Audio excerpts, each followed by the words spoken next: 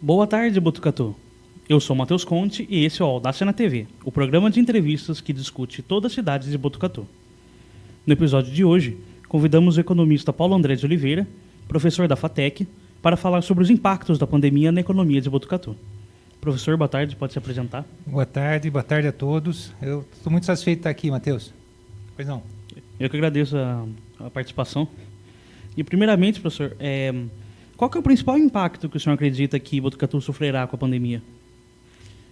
Bom, Botucatu, assim como todo o resto do país e do mundo, nós sentimos a questão da mobilidade, né?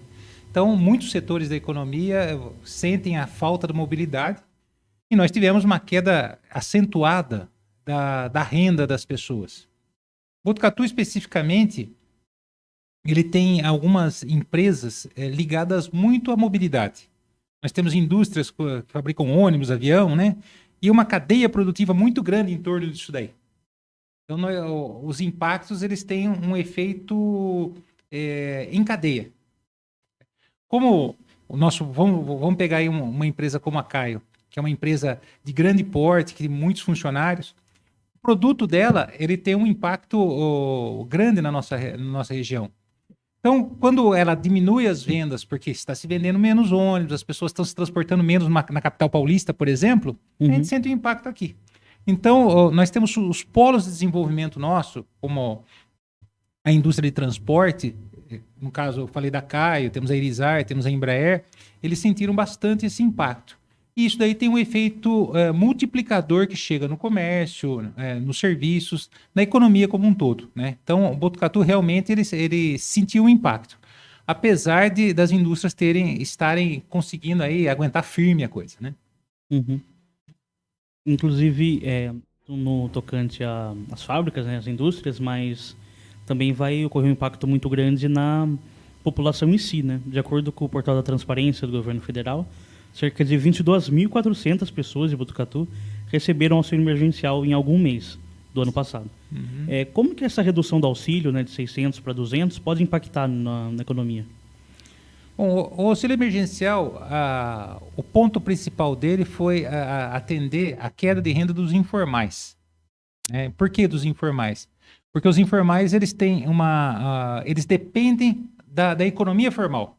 Então, se eu sou um prestador de serviço e eu não tenho assim um serviço fixo ou uma situação desse tipo, eu sinto quando a economia formal ela tem uma diminuição de atividade.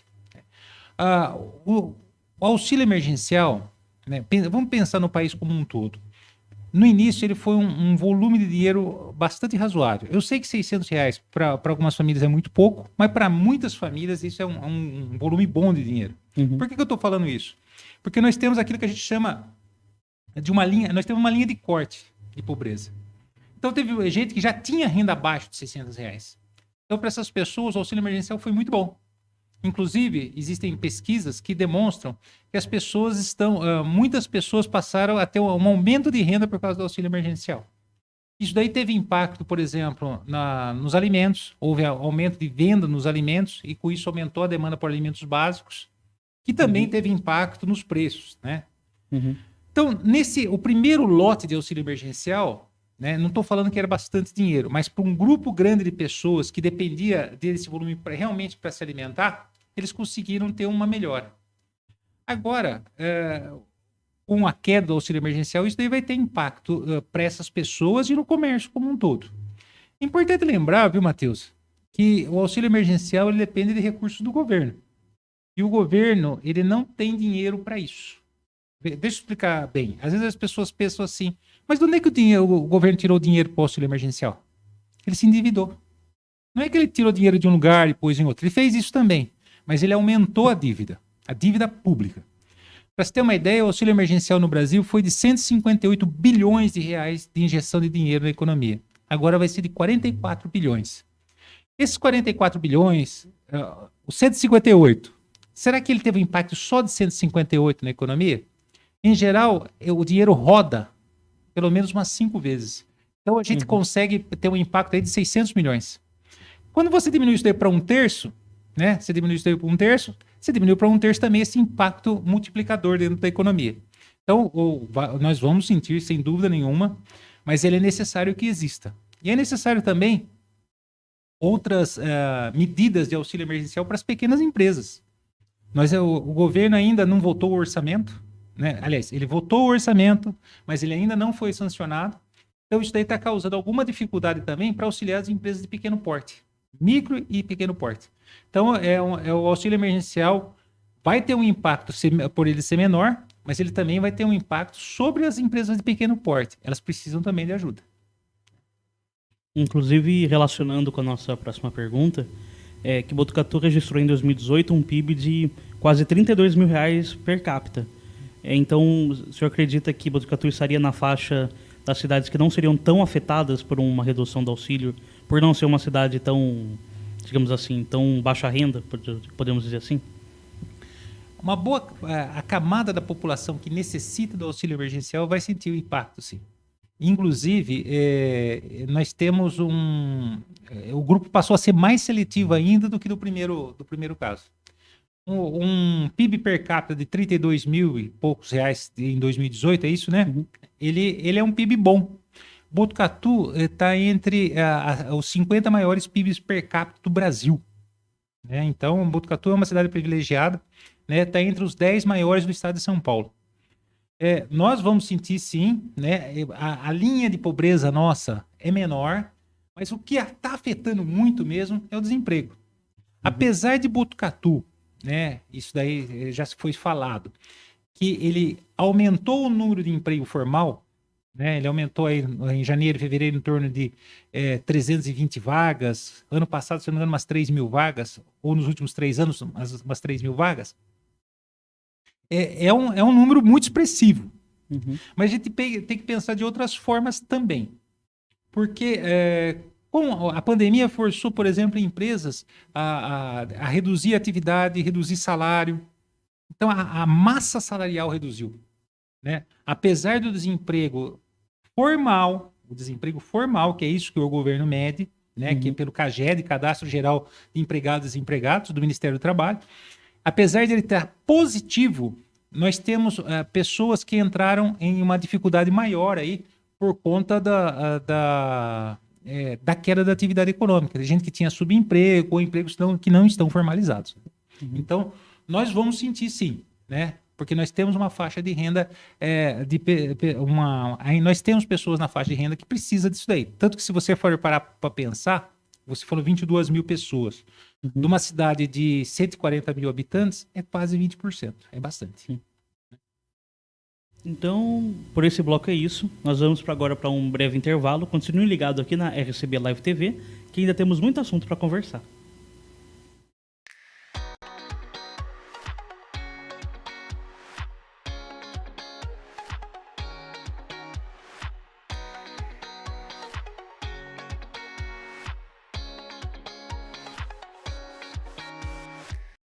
Foram capturados pelos invasores.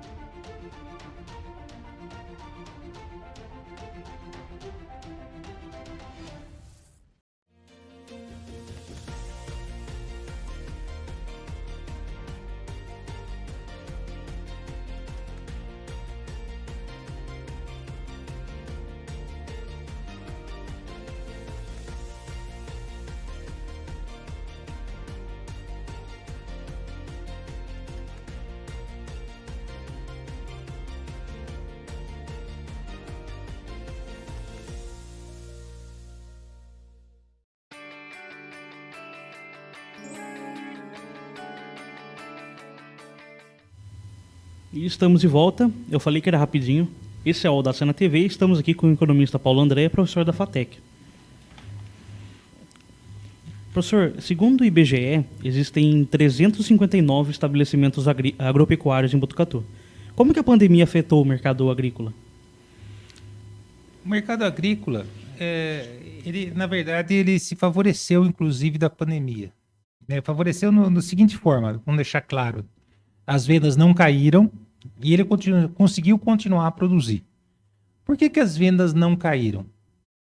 Pensando no mercado interno, dentro do Brasil, não caíram porque o hábito das pessoas começou a mudar. Então, eles passaram a se alimentar mais dentro de casa. Então, alguns produtos agrícolas aumentaram o consumo.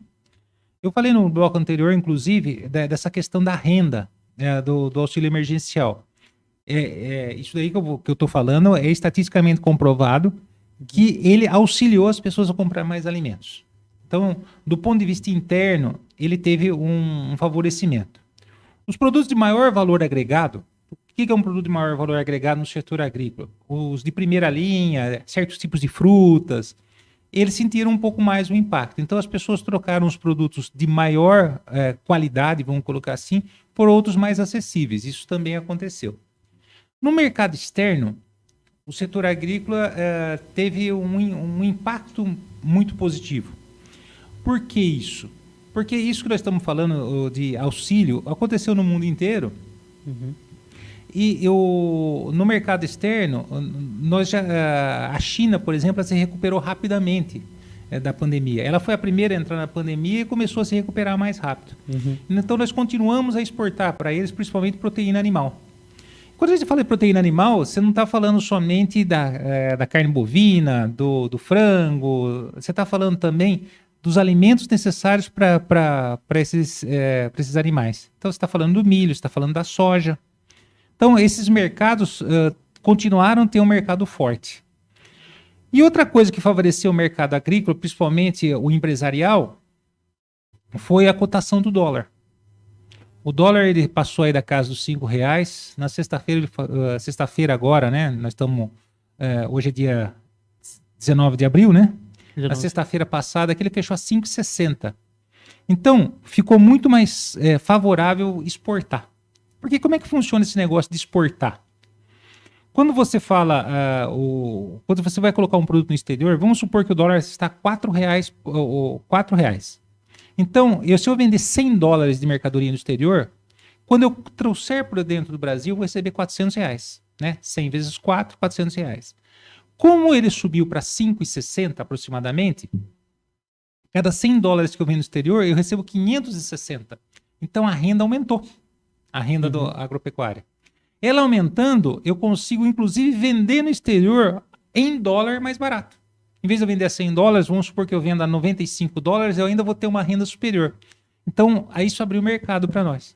Então, a pandemia também afetou o câmbio, fazendo com que o câmbio se elevasse. Nós tivemos outros problemas aí também, problemas políticos, isso aí também afeta, né? Algumas incertezas que nós temos dentro do Brasil faz com que o câmbio se mantenha elevado. Ele é bom para exportar, ele é ruim para importar, né? Então fica mais caro para importar. Outro lado negativo é que os preços dentro do país sobem. Não sobe só o preço do produto importado, sobe também o preço dos produtos exportáveis. Então vamos supor, eu vou comprar um componente eletrônico da China, quando o dólar estava quando o dólar estava R$ 4, eu pagava, se eu comprar $100, o componente recebia R$ 400, eu pagava. Agora eu vou pagar 560. Então ficou mais caro eu produzir aqui dentro e às vezes compensa eu comprar aqui dentro. Agora, como é que a exportação, os exportáveis são afetados também?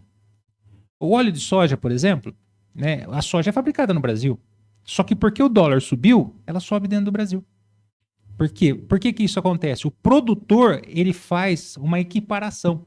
Compensa eu vender no exterior ou compensa eu vender aqui? Como o mercado no exterior está aquecido, ele eleva o preço dentro do país para sobrar mais mercadoria, coloca no exterior e coloca dentro do país também. Então, a elevação de preços de produtos exportáveis também acontece quando o câmbio sobe. É o caso do açúcar, é o caso do café, é o caso da carne bovina, é o caso da carne de frango. Então, todos os produtos que também são exportáveis sofrem também com o câmbio. Então, eu diria, Matheus, que o agro, ele sentiu o impacto do ponto de vista operacional e tem que tomar todos os cuidados com os colaboradores dentro do agronegócio, né? Mas do ponto de vista de mercado, ele continuou forte e continua firme, favorecido aí pelas condições que a própria pandemia criou, né? O pequeno produtor, ele sofre dos impactos porque, agora olhando, fechando a ideia, não é todo mundo que é super produtor, exportador e tal. Tem o mercado interno. O produtor, o pequeno produtor. O pequeno produtor, ele sentiu mais. Por que que ele sentiu mais? Porque ele vai no reboque, né? Ele acompanha os preços do mercado externo. Mas se ele é um produto totalmente interno, ele sente a queda de renda do consumidor. Entendeu? Muitas pessoas falaram, por exemplo, do arroz. O arroz subiu muito. Subiu e parou lá em cima. Por que nós não importamos arroz, né? Porque o câmbio não favorecia a gente importar o arroz.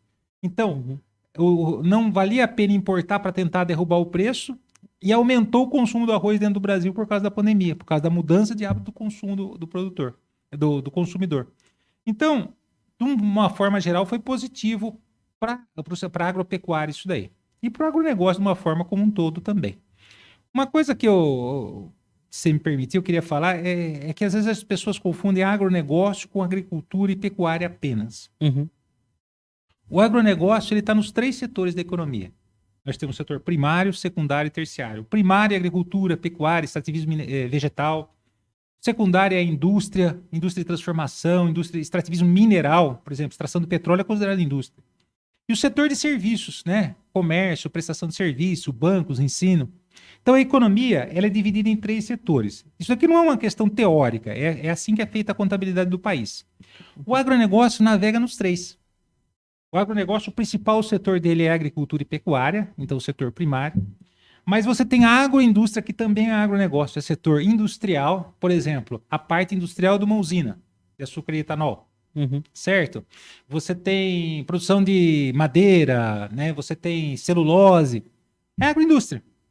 Né? E setor terciário é quem presta serviço, transporte para o agronegócio, por exemplo, consultoria, tudo isso daí tudo é agronegócio.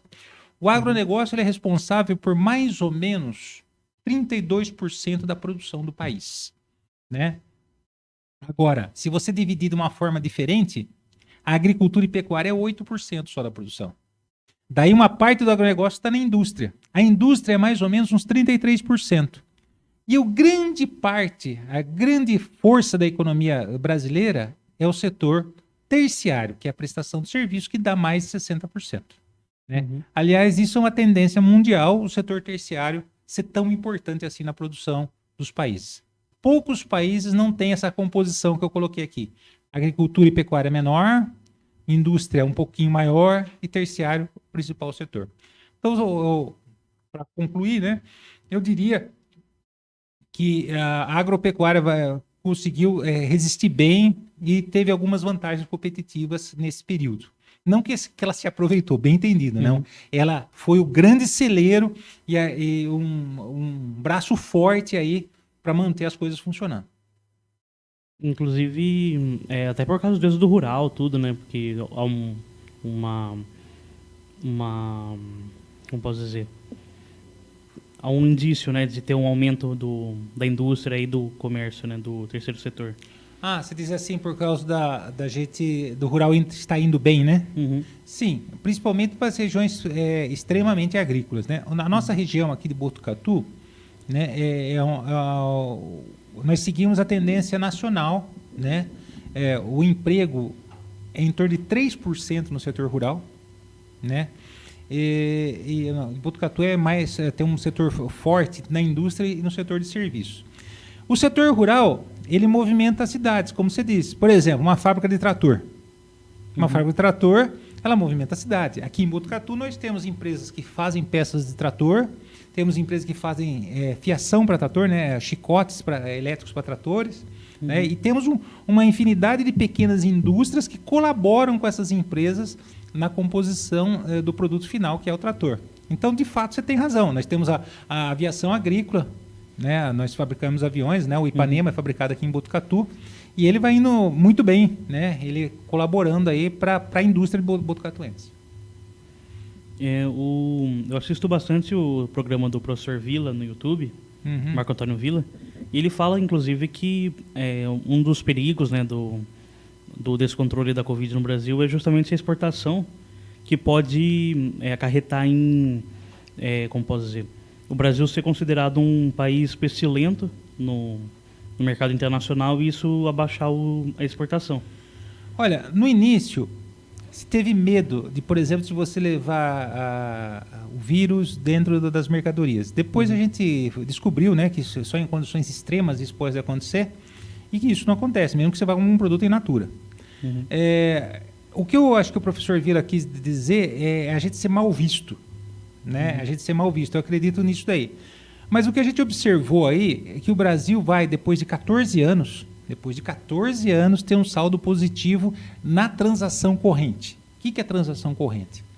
Um país ele tem um relacionamento com o exterior e ele é contabilizado isso daí. Nós temos exportação e importação de produtos, exportação e exportação de serviços, e nós temos uma terceira parte. Então, exportação de mercadorias e serviços e importação de mercadorias e serviços a gente chama de transação corrente. Certo? Então, o Brasil sempre foi deficitário. Nós sempre importamos mais do que exportamos nas transações correntes. E depois de 14 anos nós vamos ter positivo isso daí por causa das exportações do agronegócio. Né? Eu entendo o ponto de vista do professor Vila e eu também coloco mais um ponto aí que é a questão ambiental. Né? Por que isso? Porque nós precisamos cuidar da nossa questão ambiental, porque senão nós vamos perder bons parceiros comerciais. Se nós não vamos fazer isso daí pela sustentabilidade, se a gente não vai fazer isso porque a gente acredita para deixar alguma coisa para gerações futuras, vamos pensar porque a gente vai parar de exportar por causa disso. Então é importante a gente mostrar sustentabilidade se a gente for pensar puramente econômico e curto prazo. Por que curto prazo? Porque a sustentabilidade ela te mantém a economia para o futuro. Se você destruir o planeta hoje, você não tem economia para o futuro. É uma questão assim, que nem o desmatamento. Né? Vou ganhar dinheiro, desmatei a floresta, exportei, desmatamento ilegal e tal. Maravilha. Maravilha, é o modo de dizer, né? Uhum. Ganhou dinheiro com isso daí. Mas depois não tem para o futuro. É que nem você deixar de comer ovos e matar a galinha e acabou, né? Acabou. Então, eu acho que o professor tem razão, o professor Vila tem razão nesse ponto. E eu acrescento aí que, no momento, nós estamos positivos. Né? Estamos conseguindo exportar e tal.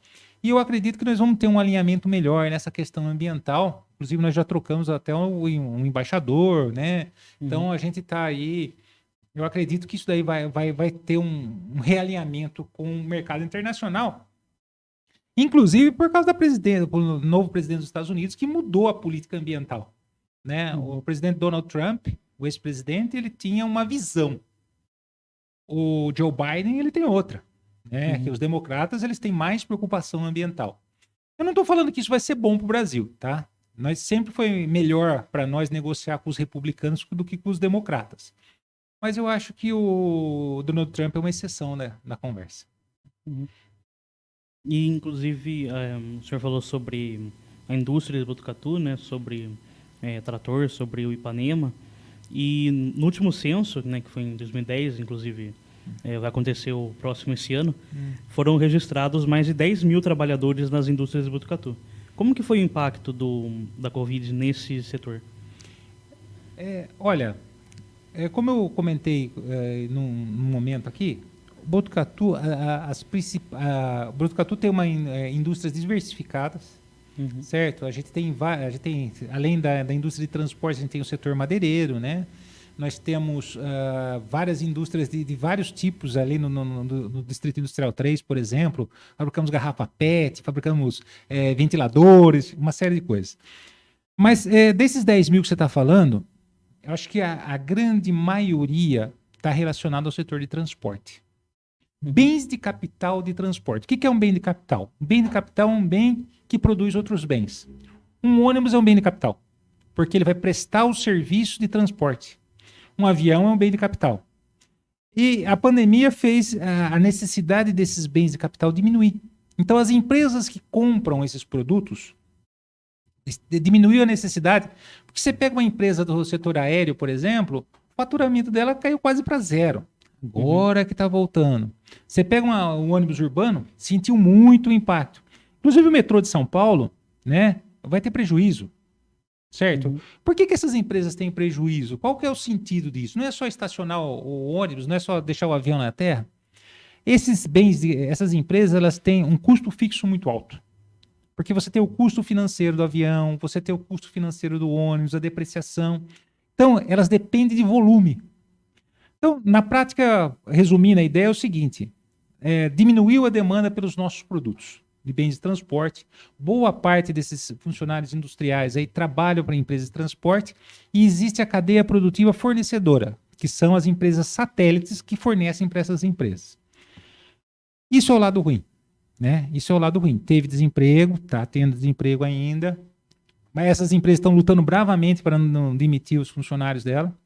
Só que essas empresas são de alto nível. Esse é o outro lado. Eles têm produtos de alta qualidade. Né? Elas não são empresas frágeis. São empresas competentes que vão conseguir se recuperar com certeza aí, com o avanço da vacinação, com o avanço do controle da pandemia. Nós dependemos disso. Infelizmente, não tem como fugir desse ponto. Nós dependemos da vacinação, da imunização, das pessoas tomarem cuidado. Não tem como não falar isso. Né? Então, essas indústrias, no momento, elas estão sentindo forte. Os trabalhadores também, com certeza, né? Mas elas são boas empresas, têm produtos de alta qualidade e elas vão se recuperar. No meu entendimento, Matheus, no segundo semestre desse ano, nós vamos ter boas surpresas. Inclusive, sobre essas empresas de transporte, né? O fato delas terem bastante presença no exterior, isso ajuda, isso atrapalha, isso dá na mesma? Elas têm uma exportação muito boa, né? Além do mercado interno, também tem uma exportação muito grande. Isso é muito bom. Né? Como eu falei, são empresas de classe mundial. Né? Só que a questão é mundial. Né? Eu diria que vai melhorar a situação primeiro no exterior. Né? Você vê que os Estados Unidos vacina quase 3 milhões de pessoas por dia. Né, porque eles são donos de vacinas, né? Eles têm condição de fazer isso daí. Nós, infelizmente, nós dependemos, não é falta de vontade de fazer, é falta da vacina mesmo. Então, é bom. Nós vamos se recuperar primeiro no exterior do que dentro no mercado interno. Né? Então, é bom para a gente, sim, que elas tenham essa válvula de escape, com certeza. E no final da linha do setor produtivo tem o setor de serviços, né? Esse foi o setor que foi mais afetado pela Covid? Com certeza. Por várias razões. Primeiro, a gente vê muito a discussão, né, em torno de abre comércio, fecha comércio. É muito ruim. Eu sei que o comerciante está passando por uma situação terrível. Né? E que a questão de se manter aberto, às vezes é uma possibilidade para conseguir aumentar as vendas. Mas como eu falei, o que faz uma coisa funcionar? Nós temos polos de desenvolvimento em Botucatu. Um polo de desenvolvimento, indústrias de bens de capital. Indústria de bens de capital, aviões, ônibus, né? Nós temos polo de serviço na educação, nós temos a Unesp, nós temos a FATEC, temos instituições de ensino privada de alto nível aqui em Botucatu também. Então, nós temos bastante prestação de serviço nesse setor também, setor médico, né? Então, o comércio, o setor de serviços, depende dos outros setores. Né? O que faz Botucatu ter um padrão de vida assim, entre os melhores do estado é o setor industrial e as agroindústrias também. O comércio ele depende dos outros setores estarem funcionando. Se nós fôssemos um polo regional, que as pessoas viessem para nós, existe isso das cidades aqui no nosso entorno, mas não é forte, por exemplo, como Bauru. Entendeu? Então, o comércio e a prestação de serviço sentiu muito. Só que não é uma questão somente de abertura, é uma questão dos setores industriais nossos recuperarem também, para recuperar o emprego, para recuperar a renda. Não adianta você estar aberto e não vender. Entendeu? Então, o setor foi afetado, eles têm custo fixo muito alto, né? eles têm aluguel, eles têm tudo necessário para uma loja funcionar. Uhum. Então, eu acho que o nosso setor de serviços, o comércio, ele sentiu muito, mas ele depende que os outros setores se recuperem para ele conseguir se recuperar também. Entenderam o que eu estou querendo dizer? Uhum. Não basta somente, vamos supor que amanhã a gente abre todo o comércio porque um milagre, porque é milagre, né? Um milagre vai fazer a gente não precisar mais se cuidar. Né? Inclusive, eu acho que se todos nós se cuidássemos mais, talvez a gente tivesse mais abertura, né? Evitasse aglomeração, a gente conseguiria ter mais uma atividade econômica numa forma mais tranquila, né? Mas, enfim, nós dependemos que os outros setores funcionem, né? E esse é o primeiro ponto. O segundo ponto é que o setor de serviços, por exemplo, um cabeleireiro, uma academia, alguma coisa assim, ele tem um contato pessoal muito grande, né? E a gente vê que as academias ainda estão fechadas, né? Então, olha, vocês querem a coisa para as coisas melhorarem realmente, né? A gente precisa da vacina, mas se a gente se cuidar realmente e conseguir manter os índices lá embaixo, usando máscara, higienização e todos os procedimentos, eu sei que quem está me ouvindo aqui do comércio vai falar assim, mas nós fazemos isso.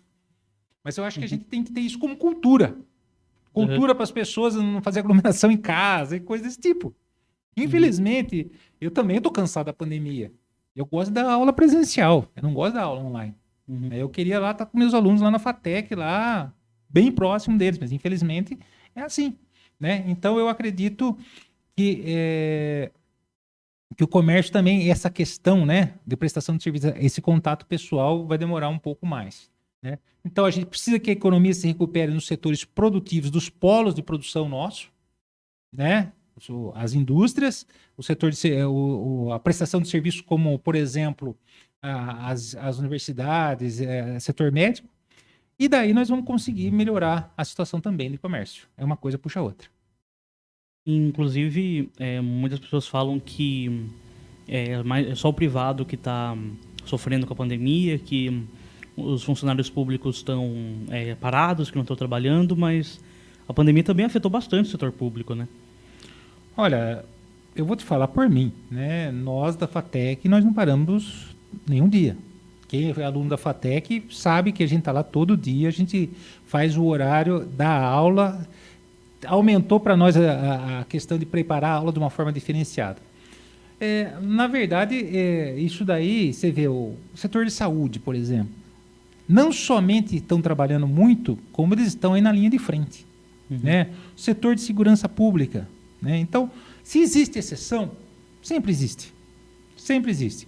Mas do que eu posso ver e do que eu posso falar, eu discordo disso, né? Eu acredito que os funcionários públicos estão fazendo a parte deles, sim, né? Eu sei que às vezes o setor, a questão talvez seja da gente do nosso patrão poder pagar o nosso salário, né? Tá pelo menos por enquanto.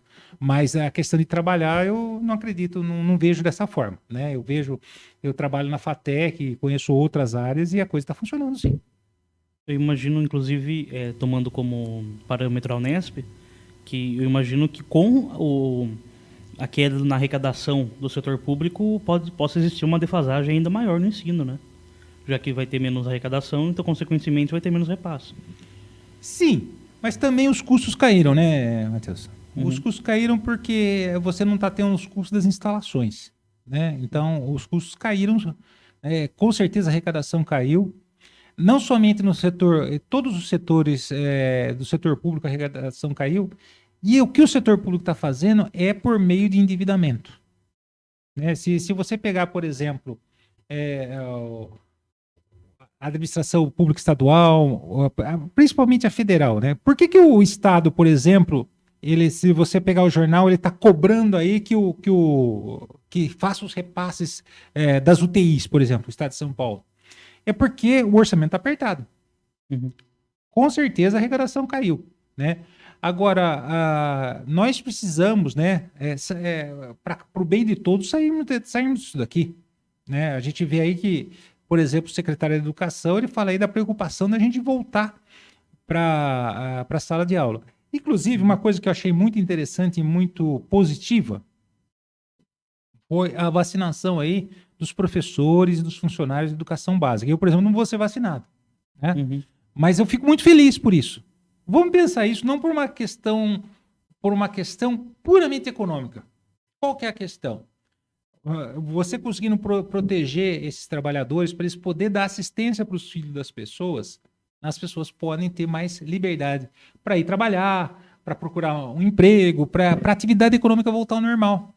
Então eu sempre defendi que começasse por eles mesmo, né? E aí teve a vacinação, ainda não é uma coisa completa, é acima de 47 anos, mas eu acho muito positivo isso. Eu acho muito positivo que volte pela educação fundamental 1 e 2, né? Educação básica 1 e 2, e que isso daí vai ter um efeito positivo na economia, com certeza. E com essa resposta a gente vai para mais um intervalinho e já já estamos de volta.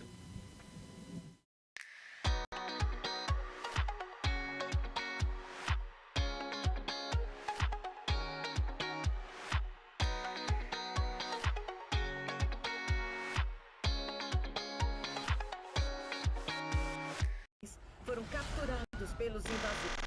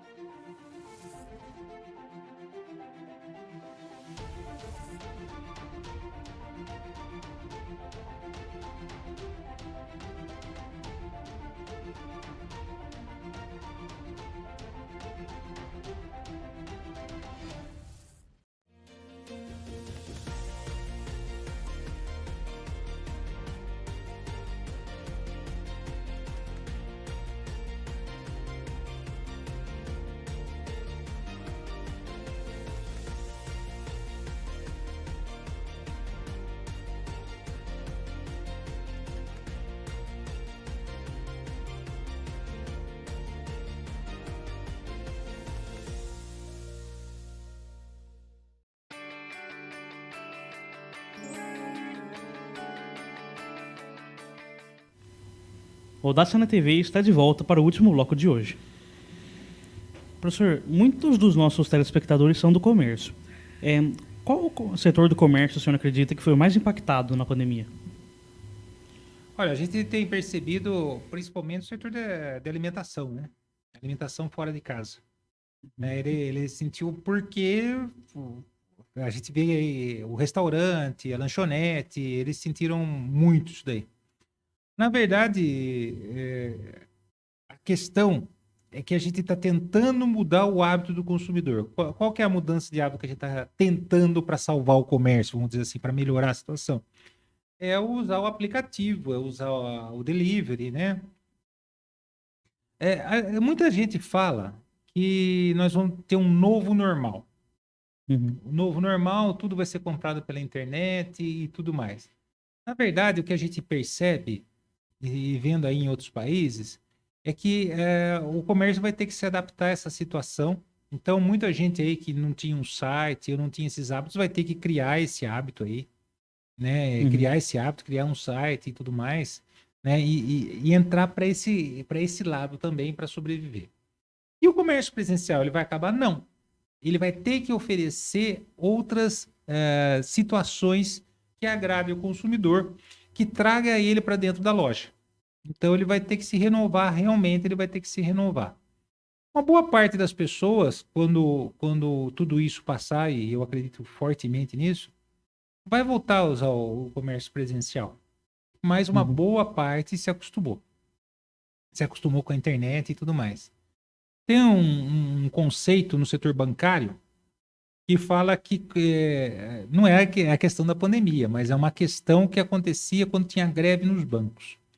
Os bancos gostam de greve dos funcionários? Não. Só que tinha um lado positivo, que era o aumento da digitalização. Então, se eu tinha um percentual de clientes que não queria usar o caixa eletrônico, que não queria usar a internet, com a greve dos funcionários, eles se forçavam. Eles não tinham alternativa. A pandemia fez isso. Então, a pandemia, ela acelerou situações que já vinham acontecendo. Outro dia me perguntaram assim, não, tem gente que está ganhando dinheiro com a pandemia. Tem, porque ele está oferecendo alguma coisa que resolve o problema dos outros. A Amazon, a lojas americanas. Por que o dono da Amazon ficou tão mais rico? Porque ele resolveu uma questão. Mas não foi ele que criou a pandemia, ele só te deu a solução. Assim como nós lá na Patec usamos um software da Microsoft, que graças a Deus ele existe, e ele está lá para a gente usar um software de excelente qualidade, que é o Teams, existe o Google Meet, né? São soluções que foram sendo criadas para isso. Então o comércio ele vai se reinventar, né? Eu acredito realmente nisso.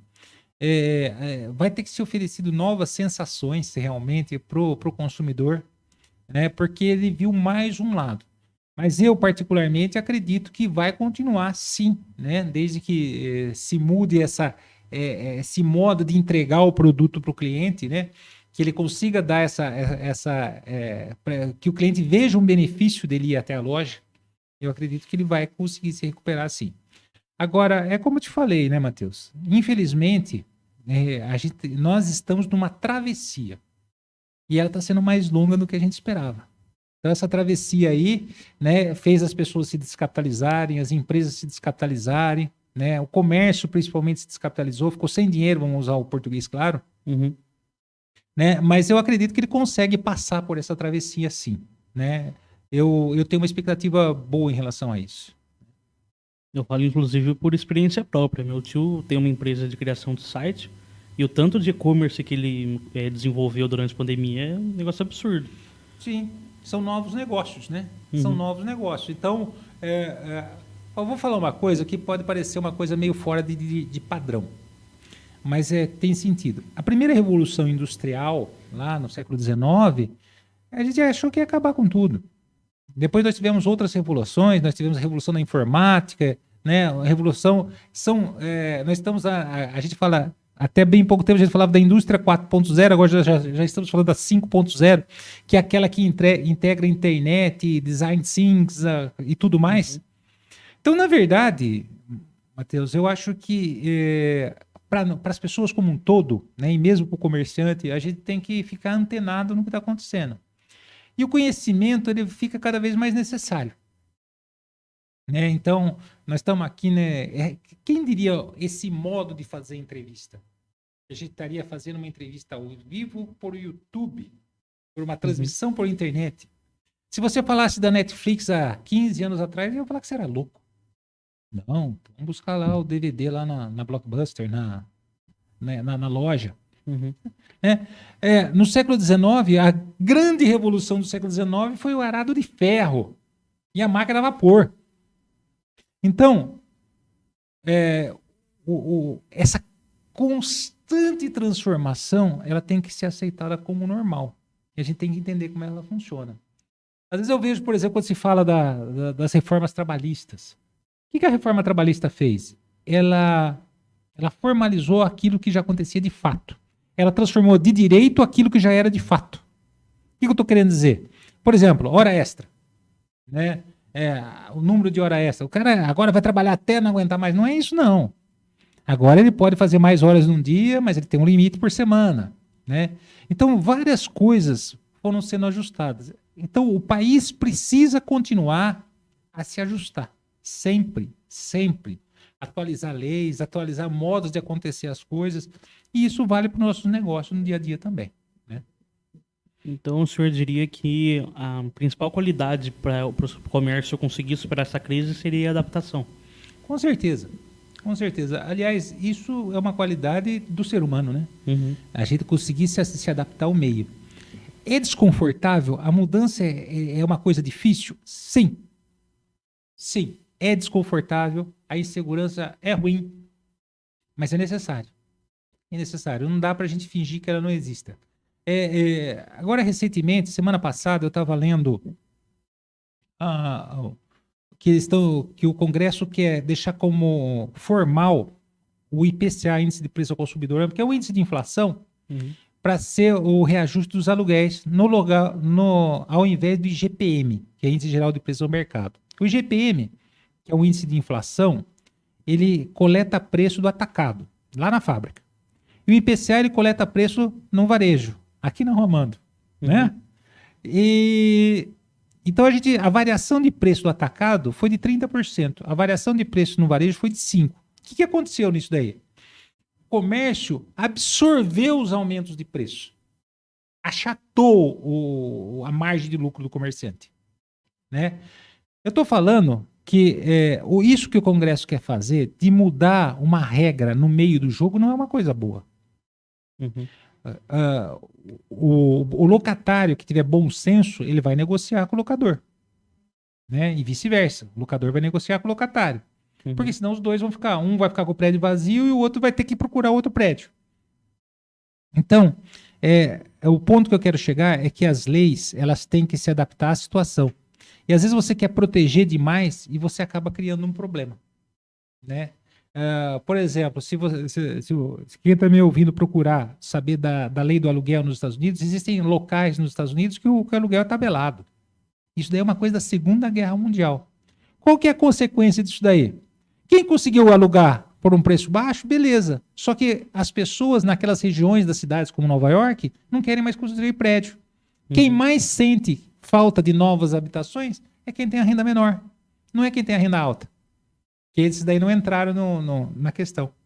Então, o livre mercado é alguma coisa que tem que ser respeitada. Né? Que tem que ser respeitada. Se adaptar é a regra. Não tem como a gente evitar isso daí, por mais desconfortável que seja. E, por fim, professor, concluindo a nossa entrevista, qual a mensagem que o senhor traz para as pessoas que tiveram algum impacto financeiro na pandemia? Olha, Matheus, eu acho que de uma forma geral, a grande maioria das pessoas teve esse impacto. A grande maioria das pessoas. Nós estamos numa travessia.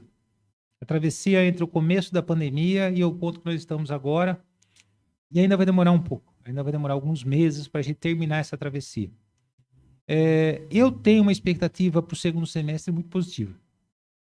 Com o avanço da vacinação, países como os Estados Unidos, os países que são os donos das vacinas, que estão naturalmente vacinando o país deles primeiro, logo eles vão estar liberando vacina para os outros países, inclusive o Brasil. Então, vamos se cuidar.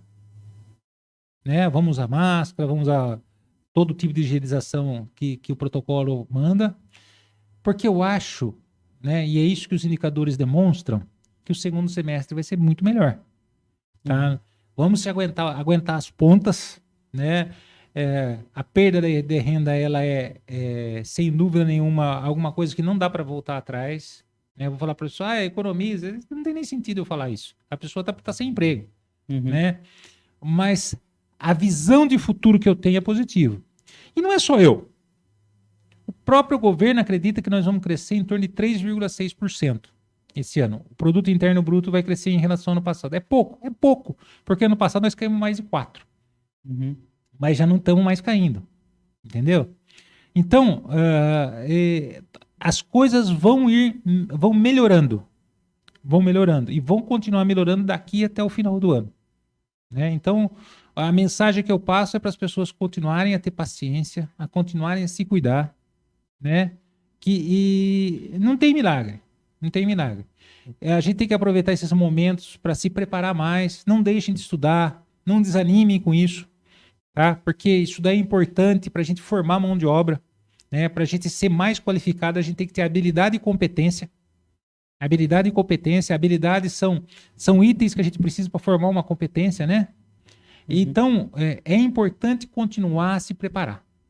Então, ter paciência e acreditar. Nós vamos ter um segundo semestre muito melhor. Eu sei que nós estamos, talvez, no pior momento da pandemia, mas as coisas tendem muito a melhorar. E isso não é uma questão de fé minha. É uma questão do que a gente está vendo aí. Não só eu que estou pensando isso, né? Nós só temos que aguentar as pontas. É isso aí, Matheus. Perfeito. E com isso a gente encerra mais esse Audácia na TV, o programa que discute o Botucatu. Muito obrigado pela participação, professor. Pode se despedir. Muito obrigado, Matheus. Muito obrigado a todos que tiveram paciência de me ouvir um pouquinho aqui. Eu agradeço muito a participação, de poder vir aqui falar de Botucatu, falar da minha cidade, da região e da economia do nosso país. É isso aí. Muito obrigado. Eu que agradeço a participação. Muito obrigado a todos vocês, espectadores. Até mais, Botucatu.